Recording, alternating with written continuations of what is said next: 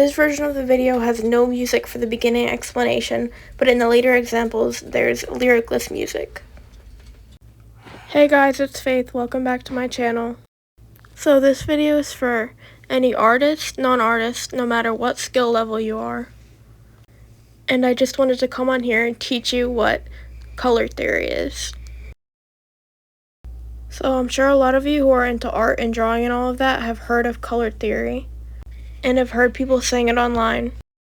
But if you're anything like me, you have probably been trying to wrap your head around it and figure out, like, what do you mean? What is color theory? So I did some research into it, and it's clear as to why it's confusing, because there's multiple parts to it and multiple aspects of what this is. So I'm going to break it down a bit, and I'm going to try to make this as simple as possible. So basically you start with the color wheel. The color wheel is important in color theory, obviously, because it's the colors. So part of the color wheel is the primary colors, which are red, yellow, and blue. And then we get to the secondary colors, which are the primary colors mixed. And they're orange, purple, and green.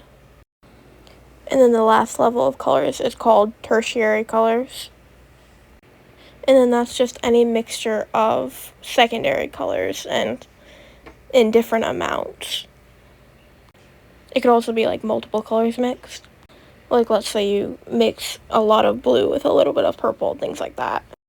And no, color theory is not just the color wheel. That's just one part of it. So basically, color theory is having to do with our perception of colors and the way that they're mixed and how they interact with each other, and also the emotions that specific colors make us feel. Let me break it down a bit more. So I'll start with one of the biggest aspects of it, which is actually the one that's referenced to a lot online. And when someone says color theory, this is usually what they're referring to. It's basically the way the colors interact with each other. So let's say you're making a realistic drawing or painting, or whatever, and now you're about to color in the drawing. So instead of using one color or two colors, like one for the dark area and one for the skin, there would be multiple colors you use for different spots, and they're colors you may not expect to use, like darker than you would expect. It all has to do with lighting, the color of the lighting, and there's usually a lot of different colors you need to use and mix to make a realism type of art piece. This will all make a lot more sense once I give you examples after I'm done explaining all this, by the way. It also has to do with like where the lighting is coming from and where the darkness is coming in, and what colors do you use to get that point across. So the human eye can like see that that's what's happening, that darkness is coming from that end and the lighting is shining in on the opposite area of your drawing or the person you're making or object you're making.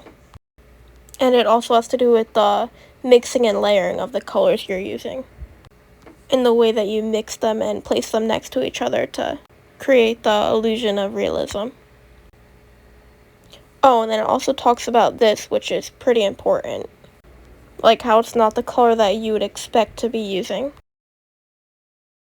So having to do with lighting, temperature, and shadows and things like that. So it talks about where the light source is coming in, the color that you're going to like, okay, let me use this as an example, like you're making a face and the lighting is coming in from the right. So now you're making the light illuminate on the skin from the right side on that area, but you're not just going to simply the color of that lighting area, just a lighter color of the skin. You're going to have to do it relating to the color of the light source. So let's say there's like blue lighting. You need to like mix that with the skin color at a certain point. It needs to shine on the person like it would in real life. You can't just make it the lighter color of the skin. The light will still shine as blue on the skin. This is also the same with the shadow. It's also going to come off as a complementary color as the light source. You really need to think of what colors you're going to be using and where you're going to be putting the colors, and what spots the shadows will be, where the lighting's going to be shining on your drawing. So this is usually what they're referring to with color theory. And this third one isn't really usually what they're talking about, but this is having to do with the mood that the colors make you feel, like the mood that they give off, or the emotion they entail. Basically, it's the theory that certain colors invoke specific emotions in people. In my opinion, one example of this would be like in fast food restaurants or fast food chains and things like that. So I've heard before that the colors red and yellow, well, I think it's red mainly, is a color that can make you feel hungry. So you see the red on like Wendy's or McDonald's or whatever, and now you feel hungry, like that's the type of feeling it invokes. In my research, I've read in an article by the visual inspector, it breaks the color theory up into 3 simple parts, which are the color wheel, color harmony, and color scheme. We already went over the color wheel, which is primary, secondary, and tertiary. And color harmony we went over as well, which is combining colors in a visually appealing way and using the color wheel to identify relationships between the colors or hues. So the color of the lighting and what color it shows on the skin or the object, or how it appears on the object, and the darkness and lightness of colors and where to use them. And then color scheme is the emotions that certain colors usually make us feel. Oh, and this also is something used in interior design. For example, where you may choose cooler, more toned down colors for maybe a hangout area so you can emanate like a relaxing feeling or vibe. It all just has to do with which colors make us feel a certain way. So I hope this makes it simpler for people and helps them understand. I'm trying my best here. I'm not great at explaining these things, but I'm really trying to explain every part. And now I'm going to get on to showing examples. Alright, so we're going to start off with something simple. For the first one, I'm just going to do a ball with yellow with yellow lighting shining onto it. So like, let's say there's a yellow light bulb. And I don't know if I added it yet, but in the corner, something I like to do is like a little dot or circle to show which way the lighting will be coming in from, like which way the light source is. It kind of just helps you figure out where you want the light to shine onto, like which end or which side or whatever, which angle. So I put a little like circle in the top right corner, which you'll see when I move my hand.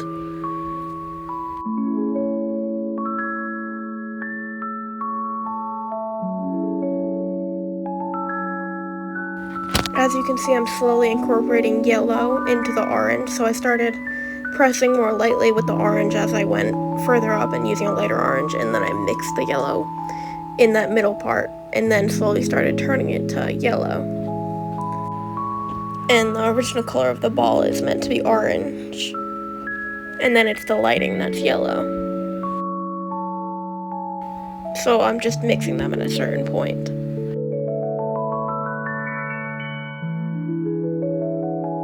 And this picture is also pretty easy for anyone to make, no matter what your skill level is. Like whether you're a beginner or a professional at this point. I'm also just using a basic blending stick. And honestly, I don't love these because I don't really know how to explain it. Like when you get color at the end of the stick and then I don't really know how to get it off. I don't know how to get rid of it. Because then when I try to use the blending stick for something else, it ruins the color of whatever else I'm blending in. I've tried to sharpen it and that didn't really work. It kind of just ruins it, and I've tried to peel off the first layer of paper, and that also doesn't work because then the whole thing just unravels. And there are other ways to blend, by the way. Like there's other methods, but if anyone knows how to clean them, please let me know down below, like in the comments. Thank you. Anyways, now I'm just gonna make the opposite end darker. And then in a second, I'm gonna add a shadow. from this same end that I'm working on right now.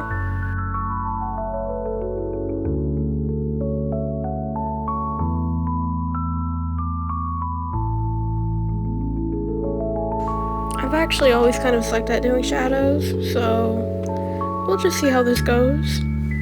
I mean, I don't think it comes out great. I think a lot of other people are way better at this than me and really know what they're doing. I've never fully understood how to do this, but I mean, I'm better than I used to be, at least. I'm just not really how to do shadows proficiently. But, you know, this is the best it's gonna get. Anyway, I was trying to add, like, the illumination of the yellow on the table. And we're just gonna pretend that this ball is on a white table, because that was just the easiest thing to do for now for this example. Oh, and also don't question the table being uneven. We're not gonna talk about that.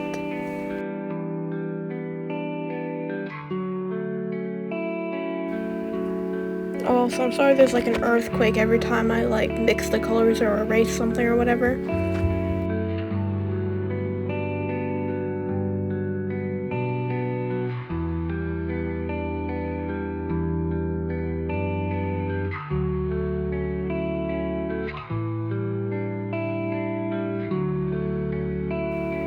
I don't know what I'm doing at this point.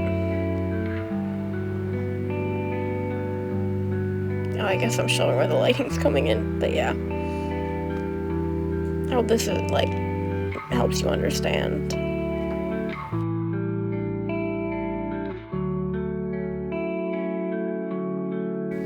Anyways, this next one is the one that most people do, I feel like. And that little circle in the corner, that's where the light's coming in on the right, upper right side. So for this one, I'm just doing simple white lighting shining onto her face. So see how dark I'm making it?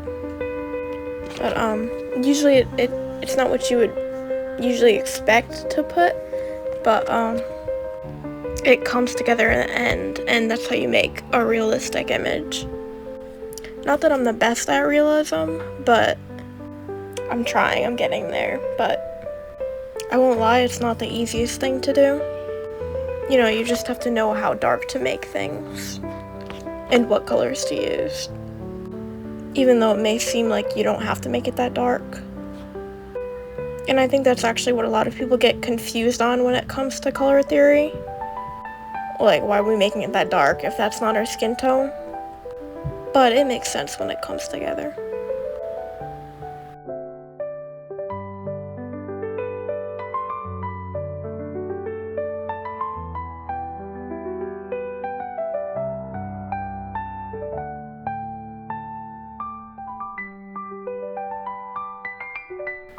Like, I'm not gonna lie, this really isn't a very easy thing to do. But, like, unless you get the hang of it.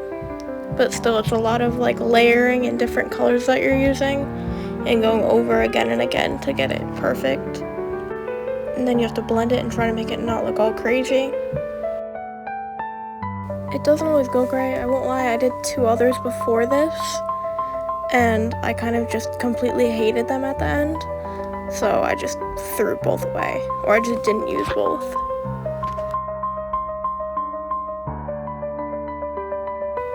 And guys, I definitely don't recommend taking like a year-long break from drawing seriously, because I did that like last year, and then it took me a while to get the hang of it again when I came back. Like, I still had the talent, sort of, but like it took a while to get used to it again and really understand what I was doing.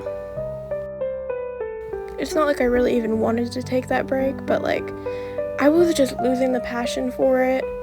And I think it was mainly because of art classes and things like that, because you don't have as much of the freedom, and then it feels more like a chore, drawing and stuff. Like, you need to get it done, there's a deadline and whatever, which, I mean, yeah, that's how it is if you really want a job in it, but it was like a very controlling place, a very controlling type thing, so I was like, nah, not into it anymore. I just couldn't get myself to really want to do it. Oh, and by the way, you may know this, but eyes aren't supposed to be just like plain white. Usually you have to like shade around them a bit and make them more like gray or like blue or whatever, depending on the reflection. And the part that you do want to be white is the reflection in the eye, though. Or whatever color the light is. Anyway, now I'm using the Prismacolor white pencil, which is good for like going over other colors. And I'm just making the hair shiny. This could definitely be done better, but I think I was kind of rushing. Plus, this wasn't like the main thing I was trying to show. I was trying to show what I did with the skin. But yeah. I also used a paint marker for the main reflection on the hair. Anyway, here she is.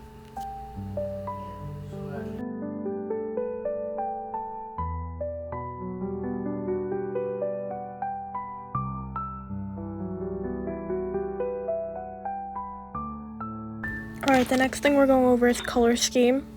For this one, I'm doing a comparison between two logos that I made up. Random like restaurant that I completely made up. I don't know if it's relating to any real one. But for the first one, I used more like lighter colors.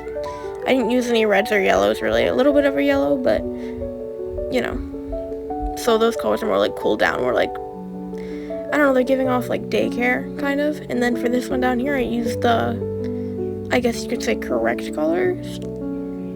So I used red, which is the color that it's usually the one that makes you feel more hungry. And then yellow gives you like, oh, don't mind that remote you just saw. Anyway, the yellow gives off like friendliness. So let me know down below which one you'd rather eat at, which one makes you feel more hungry, which one draws you in more. I also asked my little sister which one she'd rather eat at, and she actually said I guess, correct one, the red one. Anyway, this next one we're doing is blue lighting, and this is the last one we're gonna do. So this one's actually a lot harder, and I'm not gonna lie, this is my first time really trying this, blue lighting, because I never have done any other lighting besides white, really. So it's supposed to be as if there's like a blue light bulb or some type of blue lighting shining onto her skin. And it was actually pretty hard. Anyway, right now I'm doing like the shadow part, and now I'm starting to make it look lighter.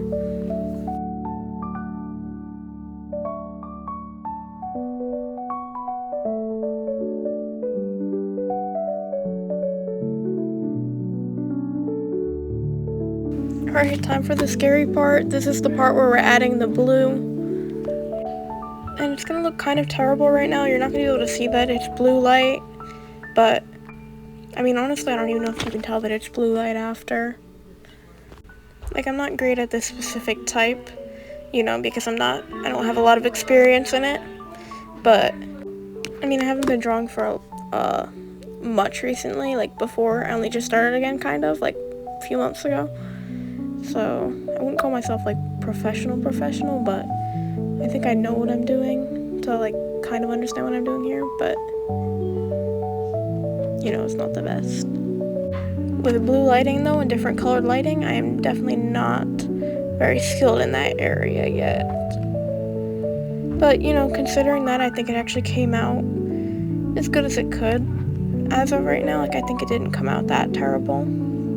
So, like, I don't know, I can't promise that it's perfect or fully correct. So maybe just don't use my video if you really want to learn how to do, like, different colored lighting. I mean, unless you think it looks good enough, maybe compare it to a real picture. I did try to look at a real picture at one point, but maybe I should have looked more. But yeah, maybe just don't use my video for that, I guess. But, you know, I think it's okay, though. I think, you know, it's just up to you.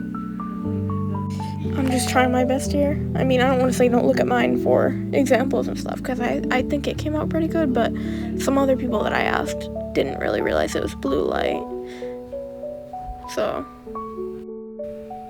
oh, by the way, I have no idea what's happening with the lighting. Like, the lighting in the actual room that I'm filming in. It was going from, like, red to white. I don't know. I hope that doesn't bother anyone. I'm sorry if it does. Still kind of trying to find the best place for me to do these videos.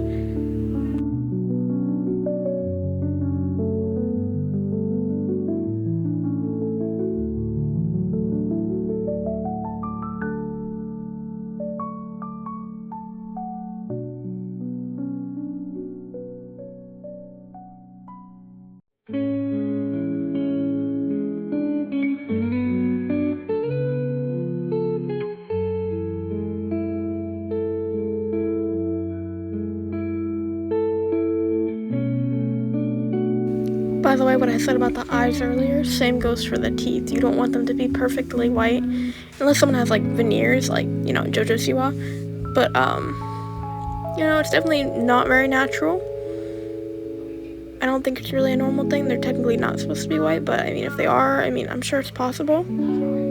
Usually you just add colors, like, depending on the lighting, and, like, slight yellows, like off yellows and gray colors.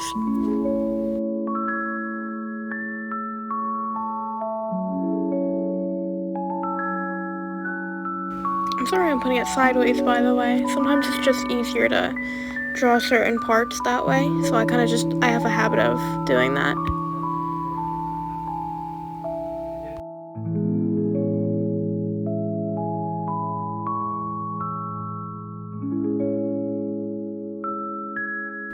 Oh, and this next part was really fun to do, and it's really satisfying to watch as well. The braid.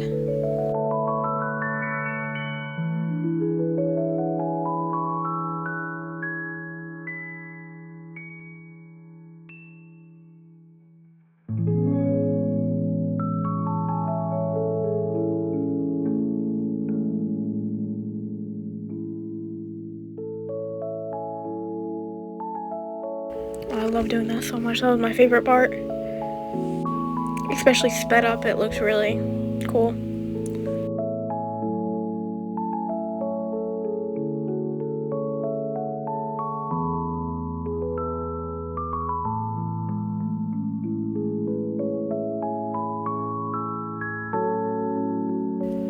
Oh, and the edges are actually fun to do as well.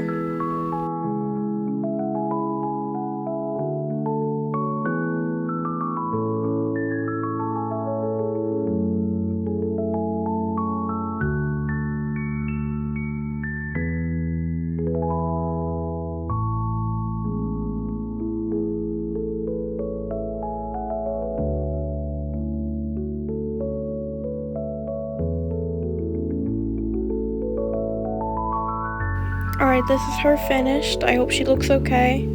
I hope you can tell it's blue lighting. At least when I say it, anyway. My cousin told me she looks like a ghost. I don't know. But I'm just hoping the blue lighting comes across at least a bit. I'm not sure. I hope this taught you the 3 parts of color theory: color wheel, color harmony, and color scheme. And thank you guys so much for watching. I hope you enjoyed and learned something new. And please consider liking and subscribing. Bye bye!